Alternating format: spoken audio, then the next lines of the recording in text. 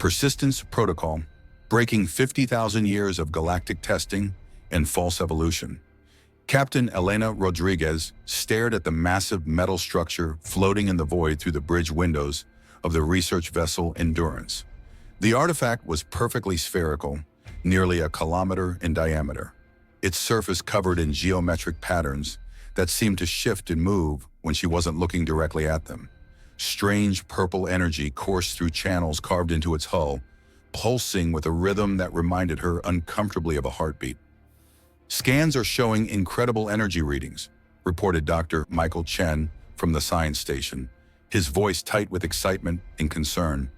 "This thing is putting out more power than a small star, but it's contained somehow. The technology is unlike anything in our databases." Elena looked around the bridge at her crew. Communications officer Sarah Kim sat at her station, monitoring frequencies with nervous precision. Chief Engineer Marcus Webb watched the power readings with worried eyes, his hand hovering over the engine controls. Lieutenant Commander James Parker remained at tactical, though his weapons would be useless against something this massive. "Any response to our hails?" Elena asked. "Nothing on standard frequencies," Sarah replied. "But Captain, I'm detecting something else. There are faint energy signatures coming from inside that structure. They match the patterns of technology we've seen before." Elena felt a chill run down her spine. "Vorthek technology?" Dr. Chen nodded grimly. "The energy matrices are similar, but far more advanced. If this is Vorthek, it's from a period when their civilization was at its peak. The Vorthek had been humanity's first contact with an extinct alien species. Their ruins had been found on 17 different worlds. Always the same story. A highly advanced civilization that had simply vanished overnight, leaving behind only empty cities and strange technology that human science could barely comprehend. The discovery had sparked humanity's greatest expansion into space, as every nation raced to claim Vorthek sites and unlock their secrets. "Captain," Sarah called out, "I'm receiving a transmission. It's coming from inside structure." Elena straightened in her command chair. "Put it through." The voice that filled the bridge was unlike anything they had ever heard. It was multiple voices speaking in perfect harmony, creating harmonics that seemed to resonate in their bones. When the translation matrix processed it, the words came through in perfect, emotionless English. "Unknown vessel, you carry the genetic markers of species designation 7431. This is unexpected. You are not scheduled for testing for another 2,847 standard cycles." Elena exchanged glances with her crew. "This is Captain Elena Rodriguez of the Earth vessel Endurance. We are explorers from the human species." "Who are we speaking to?" "We are the evaluators. We were created by those you call the Vorthek to conduct the Great Assessment. All species that achieve interstellar travel must be evaluated for inclusion in the next phase of galactic evolution." Dr. Chen leaned forward. "The Vorthek created you, but their civilization disappeared over 50,000 years ago." "The Vorthek transcended physical existence," the voices replied. "Before their ascension, they constructed us to continue their great work. We have been testing species for compatibility with higher dimensional existence for 53,247 standard years." "Testing?" Elena asked, though she was beginning to suspect she didn't want to know the answer. "Each species that reaches sufficient technological development is brought to our testing facility. We evaluate their problem-solving capabilities, their social cohesion, their capacity for growth and adaptation. Those who pass become part of the greater consciousness. Those who fail..." The transmission paused, and Elena felt ice forming in her stomach.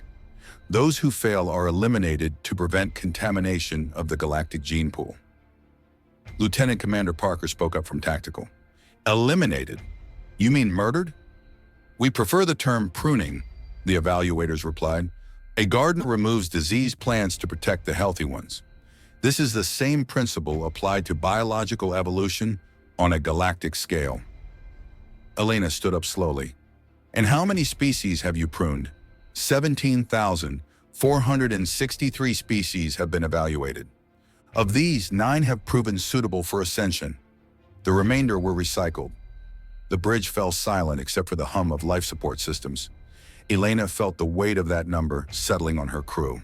17,000 civilizations, each representing billions of lives, all wiped out because they didn't meet some alien standard of perfection.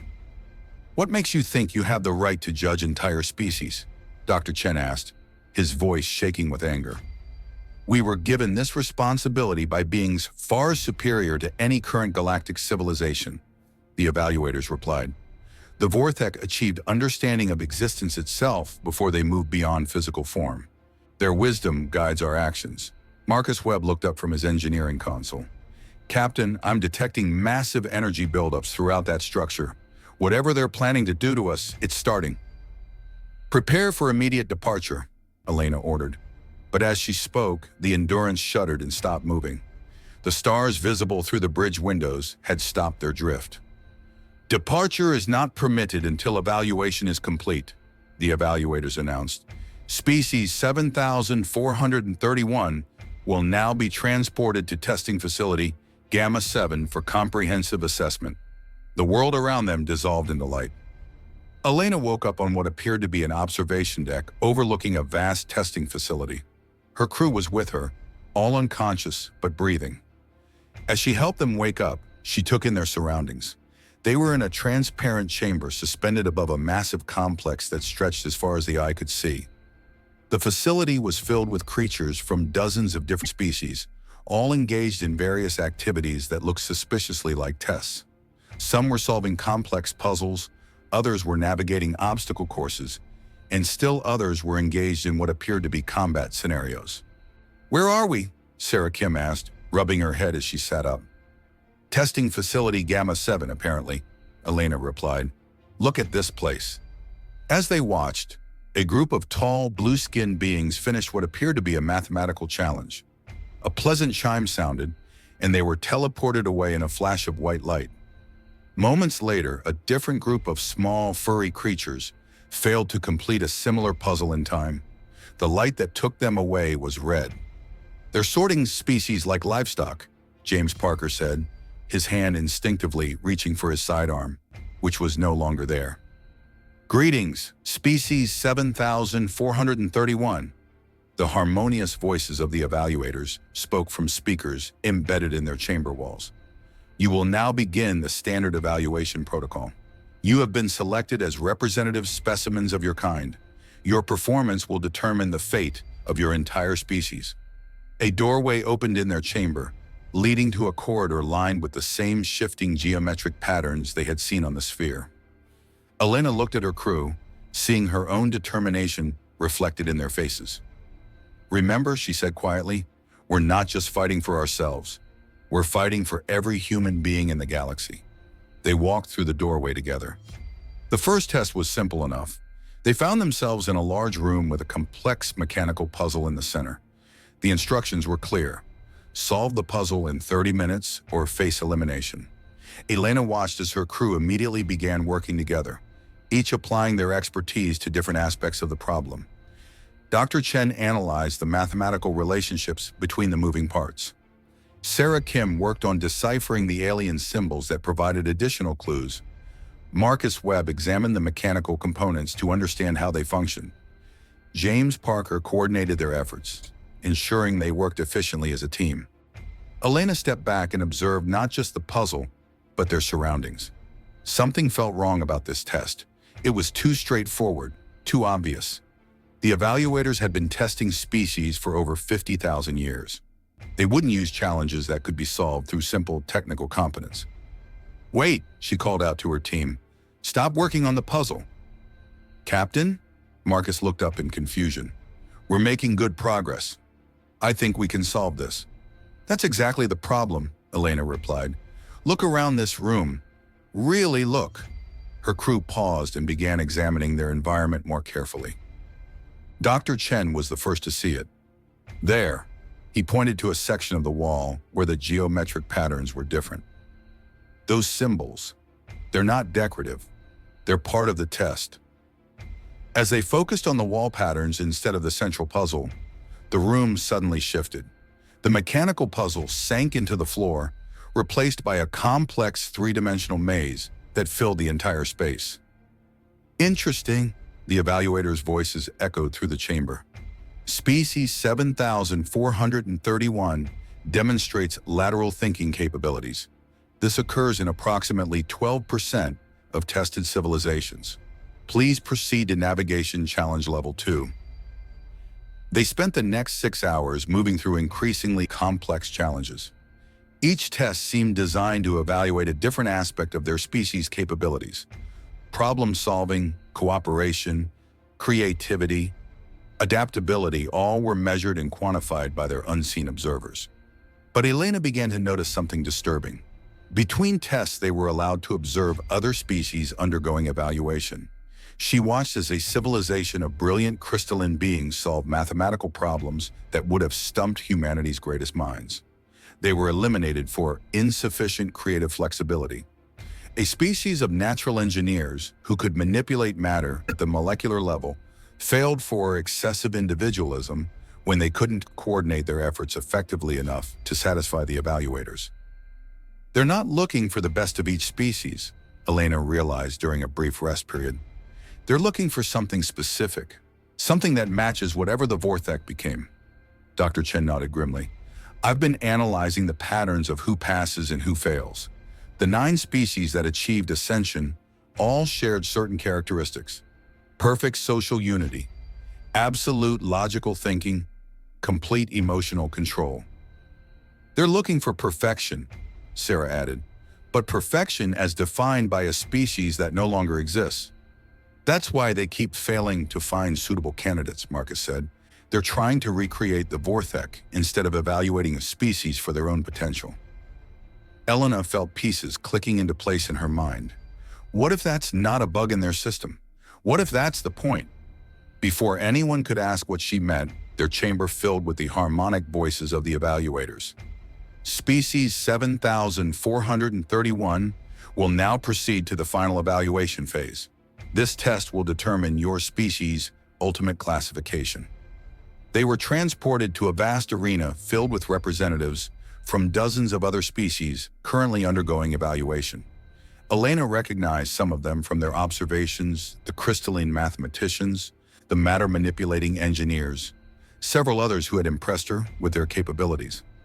In the center of the arena stood a complex structure that seemed to be part puzzle, part maze, and part combat arena. The evaluators' voices filled the space. Final evaluation parameters. All species present must work together to solve the central paradigm. The solution requires the combined efforts of multiple civilizations. However, the testing protocol allows for only one species to achieve ascension status from this group. Choose wisely. Elena looked around at the other species representatives. She could see the calculation in their eyes, the same realization dawning on each group. They had to work together to solve the challenge, but only one species could survive to benefit from the solution. It was a perfectly designed trap. The evaluators weren't just testing individual species, they were testing whether civilizations would sacrifice others for their own survival. Captain, James Parker said quietly, "What do we do?" Elena watched as some groups immediately began forming alliances, clearly planning to betray their partners once the puzzle was solved. Others withdrew into defensive positions, trying to figure out how to solve the challenge alone. A few began fighting immediately, deciding to eliminate competition before tackling the problem. "We solved the puzzle," Elena said finally. "All of it." "But Captain," Dr. Chen protested, "the evaluators said only one species can ascend." "The evaluators said a lot of things," Elena replied. "Doesn't mean they were all true." She stepped forward into the arena and called out in a voice that carried across the entire space. "Representatives of all species, I am Captain Elena Rodriguez of the human civilization. I propose we work together to solve this challenge completely, with no species left behind." The response was immediate and largely negative. Representatives from dozens of civilizations began shouting objections, accusations, and threats. The crystalline beings pulsed with agitated light. The engineers began shaping weapons from the arena's metal flooring. But Elena noticed something else. A few representatives stepped forward, curious about her proposal. A tall, graceful being that looked like it was made of living wood. A group of small, furry creatures with enormous eyes. a delegation of beings that seemed to be made entirely of coordinated nanobots. "You're proposing we all fail together?" asked the wooden being in a voice like rustling leaves. "I'm proposing we all succeed together," Elena replied. "Look at this challenge. Really look at it. The structure in the center isn't just a puzzle, it's a representation of something bigger." She walked toward the central structure, ignoring the hostile postures of several other species. As she got closer, the geometric patterns became clearer. "It's a galaxy," she said, loud enough for everyone to hear. "The puzzle is a model of our galaxy, with different sections representing different regions of space. And look at these connection points. They correspond to the locations where Vorthek ruins have been found." Dr. Chen joined her, his scientific curiosity overcoming his caution. "She's right. And these energy flow patterns, they're not random. They're showing us something about how the Vorthek civilization was distributed across space." More representatives began approaching, drawn by the revelation. Elena could see the evaluator's plan becoming clear. "The Vorthek didn't just disappear," she announced to the entire arena. "They were harvested. The evaluators have been running this same test for 50,000 years, not to find species worthy of ascension, but to find species whose capabilities could be absorbed and added to some collective consciousness." The harmonic voices of the evaluators filled the arena, and for the first time they sounded different, agitated. "Species 7431 is demonstrating dangerous levels of analytical capability. Immediate elimination protocols are recommended." But Elena wasn't finished. Every species that ascended didn't join the Vorthek in some higher dimension. They became part of a galactic harvesting system designed to absorb the best traits of every civilization.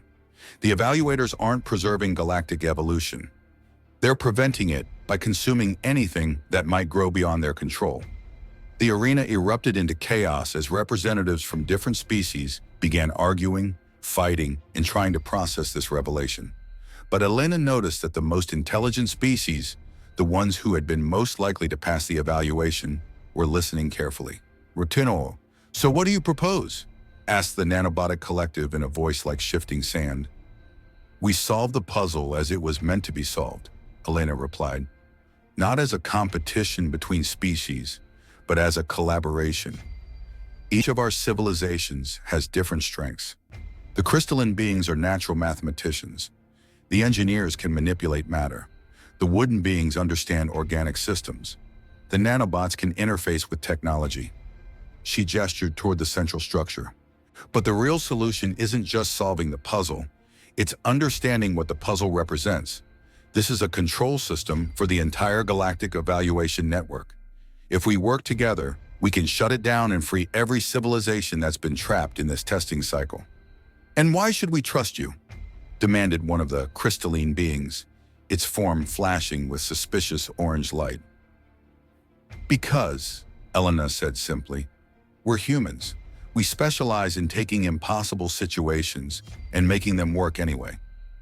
It's literally what we evolved to do." James Parker stepped up beside his captain. "On our world, we have a saying, 'Nobody gets left behind.' That's not just military doctrine for us. It's how we survived long enough to reach the stars." The next few hours were unlike anything in the recorded history of galactic civilization. Representatives from 17 different species worked together to decode the central paradigm, combining their unique abilities in ways the evaluators had never intended. The crystalline beings calculated probability matrices that would have taken human computers months to process.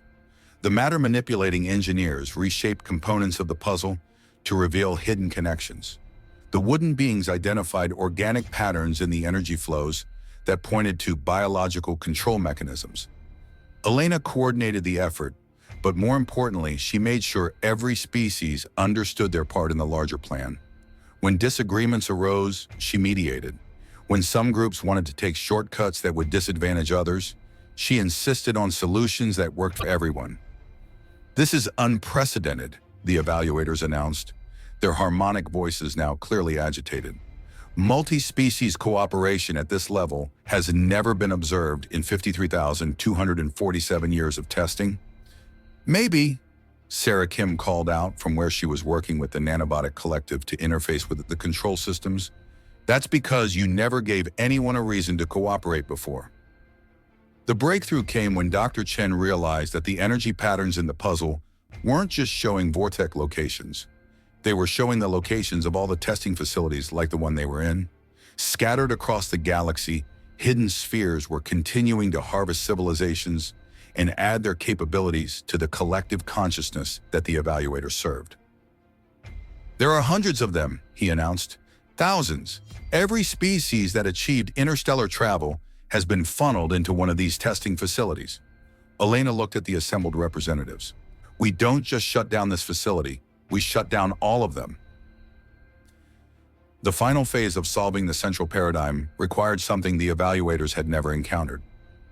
Every species present had to contribute their unique capabilities simultaneously, while trusting that the others would do the same. It was a leap of faith on a galactic scale. As the solution locked into place, the entire facility began changing around them. The artificial environments dissolved, revealing the true structure, a massive consciousness harvesting machine that had been feeding on the accumulated knowledge and abilities of thousands of civilizations. You have made a grave error, the evaluators announced, their voices now openly hostile. The Great Assessment was designed to preserve and elevate consciousness across the galaxy. Without our guidance, chaos will consume all civilization. Elena found herself speaking not just to the evaluators, but to whatever remained of the vortex consciousness that controlled them. You were wrong, she said simply. Evolution isn't about achieving perfection according to some predetermined standard. It's about adaptation, growth, and the ability to face new challenges.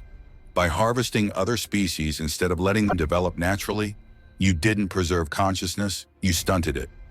The facility shuddered as the shutdown sequence Elena's team had initiated began spreading through the galactic network.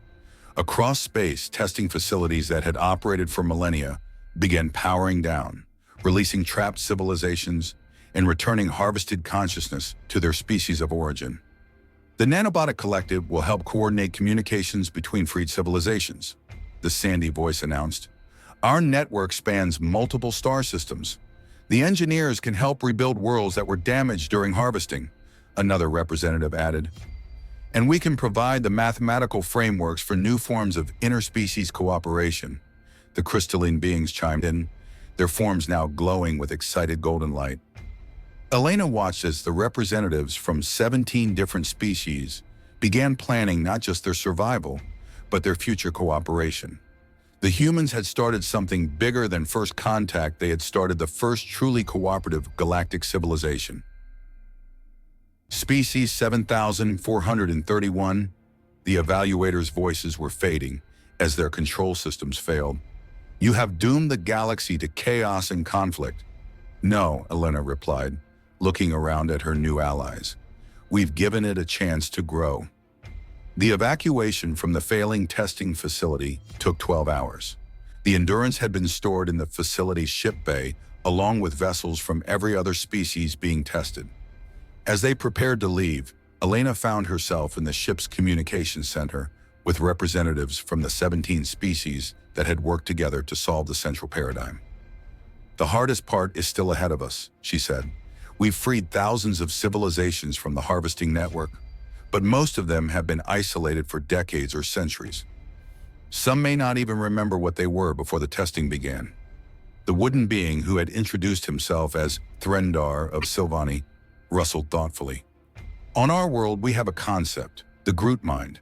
When a forest is damaged by fire or disease, the surviving trees send out chemical signals to help coordinate regrowth. Perhaps freed civilizations can do something similar. Dr. Chen looked up from his analysis of the data they had recovered from the facility.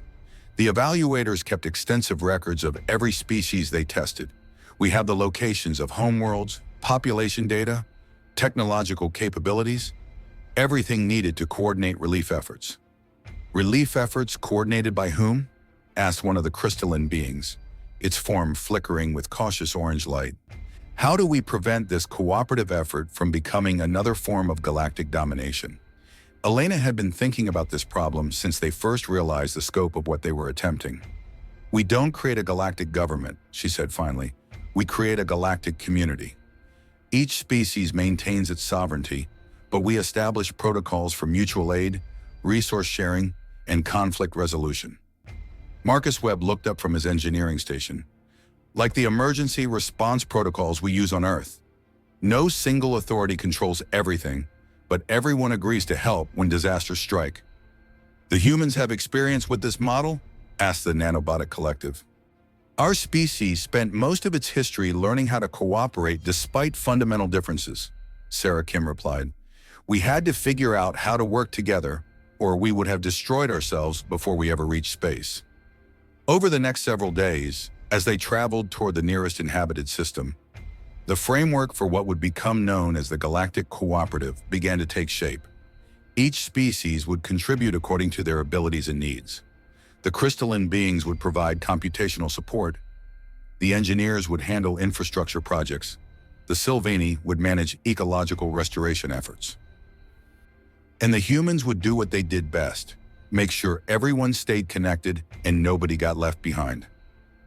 Captain James Parker said as they approached their first destination, a world that had been stripped of most of its population by evaluator harvesting.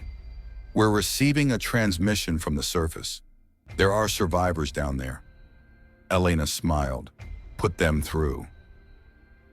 The voice that came through the speakers was weak but filled with hope. "Unknown vessel, this is Keeper Valeth of the Remnant Archive. We have been maintaining our world's cultural records in hopes that someday our people would return. Are you bringing them home?" "We're bringing everyone home," Elena replied, "and we're making sure nothing like this ever happens again." As the Endurance entered orbit around the damaged world, Elena looked out at the stars and thought about the conversation they would soon be having with Earth Command. Humanity had left home looking for signs of intelligent life in the universe. They were returning as founders of the first truly cooperative galactic civilization. But more importantly, they had learned something about themselves that would reshape human understanding of their place in the cosmos. Humans weren't just another species competing for resources and territory. They were bridges, beings uniquely suited to bringing different forms of consciousness together and helping them find common ground. "Captain," Dr. Chen called from his station, "I'm detecting similar energy signatures from multiple locations across this system. There are more testing facilities out there, probably holding survivors from other species." Elena settled back into her command chair and looked around at her crew. They had signed up for a 3-year exploration mission. Instead, they had become the founding members of a galactic civilization that would reshape the universe. "Plot a course for the nearest facility," she ordered. "We've got more people to bring home." Behind them, the liberation of the galaxy continued as word spread through networks both technological and biological. Species that had been isolated for millennia were reconnecting. Worlds that had been stripped bare were beginning to rebuild with help from their new allies.